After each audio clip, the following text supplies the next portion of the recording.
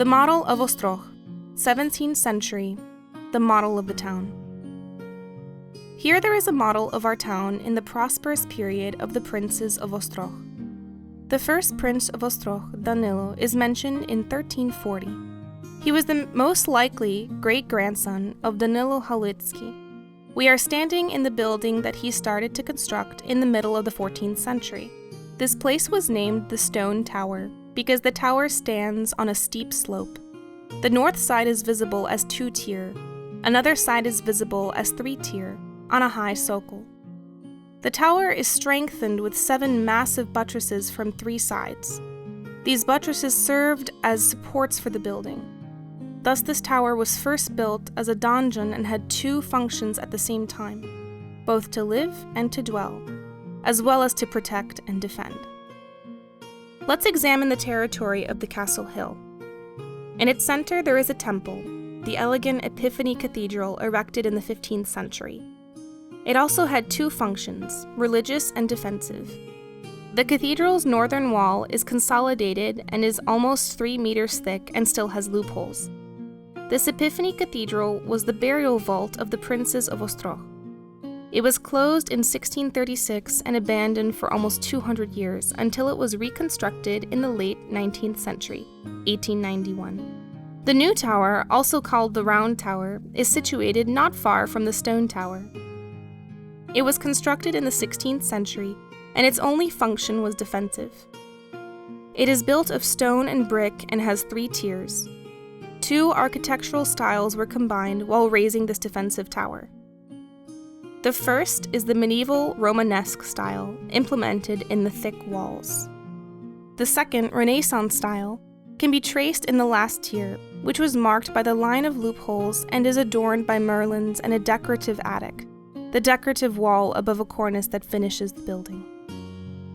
The castle was impregnable in princely times. Take a look at the model in general. You can see a few defensive lines on it. Some defensive factors are natural, like rivers and swamps, and some of them are man-made, like the earth bank. Let's imagine that we are visitors, and in order to get inside the castle complex, we strategize a route. We will move through the earth bank to the Lutsk Gate Tower. The Lutsk Gate Tower and the Tatar Tower were the main constructions of the second defensive line. They were raised in the 16th century and have survived until now. Lutsk Gate Tower is a place where the Museum of Books and Printing is located. The Tatar Gate Tower is reorganized into original and unique creative spaces, which is called the Cultural Barbican. The road from the Lutsk Gate Tower leads down to the center of the town. There was there a market, and the town hall surrounded by shops, storehouses, and merchants' homes. You can get into the suburbs by moving to the right. This place near the castle hill was fenced in. It was a high-end, elite part of town where nearly 30 noble families lived.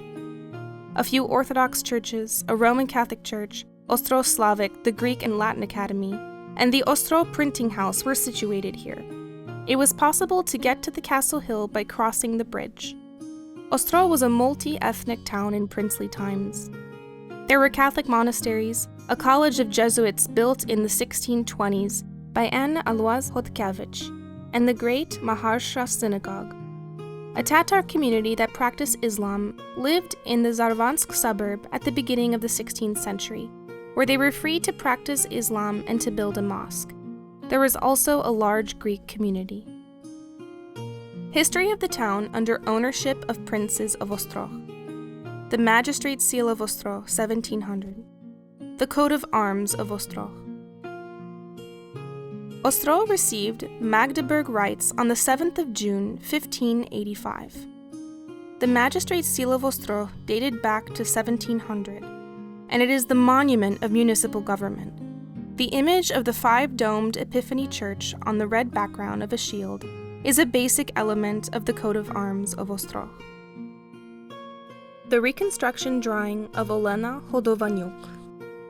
The reconstruction drawing by architect and scientist Olena Hodovanyuk of the view of the castle hill of the 14th century is displayed in the vitrine. As you can see, the only stone building was the stone Muruvana Tower. roof tile fragments, floor tiles, tiles. There are also shown here some roof tile fragments, floor tiles, and tiles of the 14th and 15th centuries. Firstly, the tile setting had outward-facing slots by mounting a graded tile on each slot. Although in the 15th century, tiles were set up vice versa, with the smooth part facing outwards. Generally, Ukrainian tiles have existed for more than 600 years. Here there are shown some tile examples that were made by local craftsmen. There is an interesting example of a tile with a joking mirror imprint, Griejsie drabi, warm-up pour. Some earthenware made by local potters is also displayed. After looking through these vitrines, proceed to the room with the well.